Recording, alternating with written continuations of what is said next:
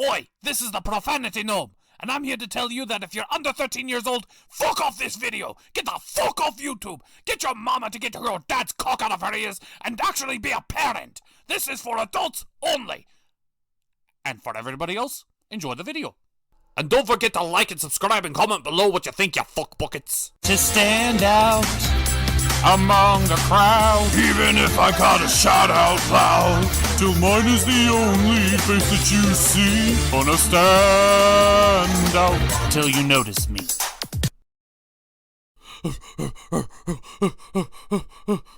Please, by the Almighty, I must speak with you, Michael. It is of the utmost urgency. Please speak, my child. My lord, we've been tailing the beast's actions as you requested, and we have discovered the secret of what the great beast of death and destruction is after, and it is grave. Okay, so I found the general location of where our treasure is hidden. However, it still isn't exactly a science with this. That's where you guys come in. I need you all to search the areas, find any and all possible religious clues in order to find any type of secret entrance. Wherever that is, that's where the sword relies. Everybody got that? Yes, my queen! Now, there's a good chance that there's guards or some type of security around any type of entrance or designated spots. So if you find that, don't engage. Just come back and report your findings, and we'll plan things out from there. We don't need any more visits from my— Ow! Ow! Ow! Ow!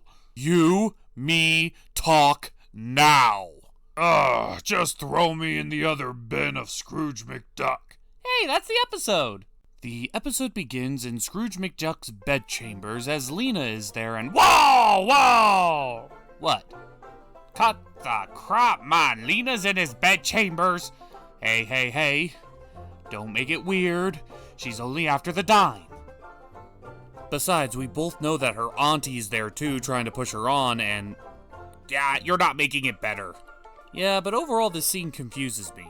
Like, she's using a very special brand of knife in order to cut the string to get the dime itself, but why doesn't she just, remove it from his head? Why does she need to cut the rope? In fact, if Magica wants to kill Scrooge so badly, this would be a golden opportunity. Use a diamond knife that can cut through anything, stab him right in the head, or the heart, or, cut his throat. I mean, there's a million ways around this, Magica. Who cares how he dies, as long as he dies by your hand? I have so many questions! We haven't used that meme in forever. Yeah, but that's mostly because there hasn't been a real reason in this show to use that joke. Well, before Lena is finished cutting the rope, Webby catches her. And Lena takes her and Webby out of the room as Scrooge miraculously wakes up, realizing something is wrong. But she's not the only one, as Webby confronts Lena about what the hell she's doing. Lena gives a half-truth about she's interested in Scrooge's dime. And the mere topic of being interested in Scrooge whatsoever channels the inner Webby's inflated intuition, and she begins revealing all these gimmicky facts about Scrooge McDuck, much to Magica and Lena's dismay. Meanwhile, Louie is in the business of conning his brother Dewey, while Huey tries to call him out on it. But when Louie calls Huey out on a strange circumstances happening with all of his green sweaters, Huey marches on the defensive. Yeah, something's up with Huey.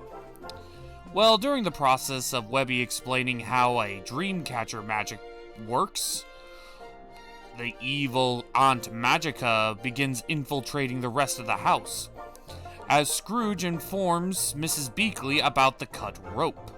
The cut rope that should never be able to be cut by anything. So Scrooge realizes there's a traitor in his house. More so than that, they're after his dime, and so he's going to put it in his other bin. But Aunt Magica sees a golden opportunity, Since it's no longer going to be under Scrooge's protection, it is her perfect opportunity to grab the dime herself. She just has to figure out where and what this other Ben actually is. Thankfully, Lena has a Webby who knows every and all facts about Scrooge, but she doesn't know everything about this other Ben. What is it? Well, it's essentially like Scrooge's money bin, except this is where he puts his most magical and dangerous finds. And she has no idea where it is, but she knows it's somewhere on the McDuck Manor present. So naturally, she wants to find it. Hey, treasure hunting in the McDuck Manor! Yeah, but isn't that as easy as just looking right or left? I mean, his mansion is covered in valuable artifacts. Aye, and it's also my property. Hands off! Well, eventually, Dewey and Louie have confront Huey about his strange behavior, and also about that Bigfoot on the ceiling. Oh hey, Bigfoot! It's not just a Bigfoot, but it's the Bigfoot from the Goofy movie. I was wondering when Disney was going to pull it out of their arsenal. Well, this was Huey's big secret. He met Bigfoot in the woods whilst bird watching, and found that he had a thorn in his foot. Huey removed the thorn, and him and Bigfoot had become best buddies. So he brought him to the mansion and wanted to keep him as a pet, knowing Scrooge would never allow it. But while Dewey seems to be warming up to the big guy, Louie is, well, skeptical. He just happens to find Bigfoot. I mean, I know he lives a very, very interesting life, but no one just finds a Bigfoot. Something's amiss. Care to explain to me why you're looking for the flaming sword, brother? You know, Mike, you might not want to take such a tone with me, 'cause those could be seen as fighting words. And you know exactly what happened the last time we fought. Let me rephrase this. Why are you looking for the flaming sword? Well, I think it would look great on my wall. Don't be a smartass, Samuel. The name is Satan. Samuel, Lucifer, Beelzebub, Satan? Doesn't matter. Why are you looking for the flaming sword? Well, if you want me to be honest, I'm looking for it for a friend. Well, more like a debt paying. I know there's a bigger reason, brother. Hey, I'm being perfectly honest. I owe a guy a debt for not kicking us out of the fandom, and do you really want something like the flaming sword just lying around a treasure hunting fandom? There was no reason to believe that anyone would find it until you started looking for it. Oh, so now it's my fault. It's my fault that people have taken interest. Just saying stop. Whether you want to stop it or not, things are already set in motion. I know what I'm doing, do you? Well, the episode continues with Scrooge on the warpath, but Lena and Webby are too focused on getting into the other bin for him to realize this. After finding probably the most easiest setup for a secret entrance ever, they find the other bin. It kind of looks like Warehouse 13. Does anybody remember that show? I don't care. So, now it's up to them to figure out which door the lucky dime is in. And the first door they go into, a unicorn. Webby's wet dream. Then we cut to Louie, who's already was suspicious of Bigfoot, but now his suspicions were all but confirmed, as the other boys are completely blindsided by a Bigfoot. Louie is realizing that he's smart enough and intelligent enough to know exactly what con he's playing. I mean, for God's sakes, he's making a sandwich out of very high quality ingredients. But even though the monster is right in front of him, Scrooge is the real king of the castle here, as he's continuing to try to find whatever messed with his dime, while Bigfoot narrowly escapes. So Webby has a little bit of fun with the unicorn of death, as Aunt Magica and Lena are arguing about Lena's allegiances. And all this is confirmed about her allegiances when she throws the diamond dagger to Webby and allows her to lock the unicorn back up in its prison. And before Webby has a chance to get a clear answer on where'd she get a diamond dagger, Lena gives Webby some ideas about where the dime could be, by the catalog system. Brother, for just once in your life, just let sleeping lions lie. Forget the sword. Leave it. This is happening whether you or Dad wants it or not. If it need be, I will. You'll do nothing! Who do you think you are? I am Archangel Michael. I don't care! You are harassing my employee. Hi. Circumstances of his employment might be loose, but he's still working under me. And if you have a problem with him, you got a problem with Scrooge McDuck. And if you think that your divine status is going to protect you, guess what? I got my own batch of Celestials on speed dial. Hey, a Storkules reference! Shut up, you're not in the scene! I don't care who he is. As long as he's working for me, he is under my protection. If you have nothing else to say, please leave. This isn't over, Samuel. My name is Satan. Well, we cut back to the boys as Louis finally discovers the evidence he needs that Bigfoot is playing a long con, as he's not only being able to talk fluently, but he's also chatting up with a bunch of other Bigfoots on his cell phone. And Louis catches him red-handed, exposing him. Well, Bigfoot decides to take advantage of the fact that he's fucking Bigfoot, and he can mess that little kid up, which is a very much tactical error. Because, yes, while he can kick the living shit out of Louis, remember whose household he's in? Yeah. Forget Bigfoot. I'm more scared of an angry Scrooge McDuck on the warpath, especially if you threaten his family.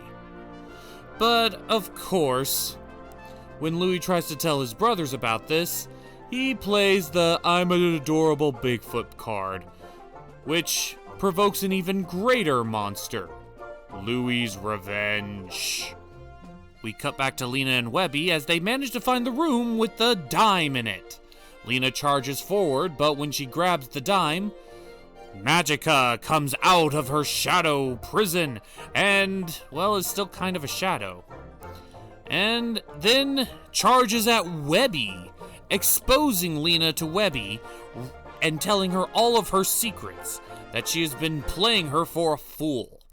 Webby tries to get Uncle Scrooge, but sadly, Aunt Magica gets to her first and transforms her into the worst thing possible, her Generation 1 counterpart, and begins to taunt Lena with the doll. And, well, Lena, in a panic, fires off a Kamehameha blast and reduces the poor thing to ashes. Wow, that's heavy. That is very, very heavy. But this is Disney, so naturally it was a dream sequence. Lena was under the curse of the weird dream catcher thing from before, forcing her to experience her worst nightmare. So, none of that actually happened. But the experience was enough to shake Lena and finally get her to choose a side, and deciding it's time to go, against Magica's wishes. Well, we cut back to Bigfoot as Louis is about to take his revenge. While Bigfoot is sleeping, Louis does a few little shave tactics, causing Bigfoot to look like he's losing his hair.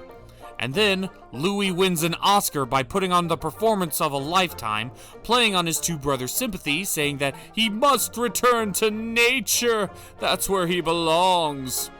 Not wanting to blow his cover, Bigfoot is forced to be at the mercy of the three nephews with a kind heart.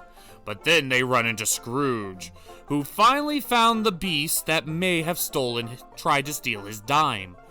But with a little bit of persuasion from Louis, Scrooge decides to let it go. After all, his dime is still safe, and no harm, no foul, right? So they turn the Bigfoot loose back into the wild, and Louis Well, he does a little bit of rubbing into the Bigfoot's face before slapping him off. And we finally conclude with Lena and Webby finally trying to escape the other bin, but Scrooge catching them in the act. And we figure out where he put the first dime. In the first door. Yeah, that's actually pretty genius. Well, he tells them that they're not allowed to be in there because it's too dangerous and it's time to go. But before they leave, Aunt Magica confronts Lena and telling her, why would you do this? And Lena's like, screw you, you're not my mom, I'm going to expose you. But before Lena gets a chance, the shadows take hold. And in a pretty Venom-like scene, it's clear that Lena is no longer a factor in Magica's plan. And that was The Other Ben of Scrooge McDuck. It was satisfying. Pretty much most episodes with Lena hit point at some level or another, but this one in particular definitely moved the story along. Lena has been a character that's been going on a bit of a redemption arc, being at her lowest point, working with Aunt Magica from the beginning, but with her trust, love, and understanding of Webby and her friendship, she eventually was able to be coerced into switching sides, despite being under the full control of her aunt. But sadly, it doesn't seem that's going to be a factor anymore, as Lena is now possessed. And the fun little subplot with the nephews was also pretty funny. It's nice seeing a cameo from a long-shelved Bigfoot character, and it's kind of nice to see that he does have a personality, even if it is being a douche. And it does tie into the main story plot well, where Scrooge is hunting down the person who tried to steal his dime, allowing Lena to keep her cover. So yeah, this was a pretty straightforward episode. And it does make sense that Scrooge would have another bin to keep the more dangerous items he's found. All this episode definitely fits and feels part of the DuckTales universe. The only, and I do mean this, only gripe I have is at the very beginning, where there could have been any number of situations that could have stopped this episode entirely if Lena and Magica decided to kill Scrooge and take the dime anyway. But that's neither here nor there, as far as this episode is concerned. So, without further ado, we're the Cartoon Gentlemen. We organized your chaos. See you next time. I will retreat back home for now. But next time we meet, Samuel, I won't be so nice. Neither will we. Ugh. You know, you didn't have to do that, Scrooge. Yeah, but something tells me that big overblown doofus needed a quick, swift kick in the pants. Besides, you might be my employee, but you're practically family now. And families stick together. Are you sure you want a evil overlord of darkness as part of your family? I already have Donald. How much trouble can you be? Besides, your boys get along with my boys pretty well. Hey, I found a rock! Let's see how big of a splash we can make! Yeah, I see your point. Aye, enough of that. We got a treasure to find. I'll get the bees, you get the boys. Hello, Scrooge? To stand out among the crowd, even if I gotta shout out loud, till mine is the only face that you see. Gonna stand out till you notice me.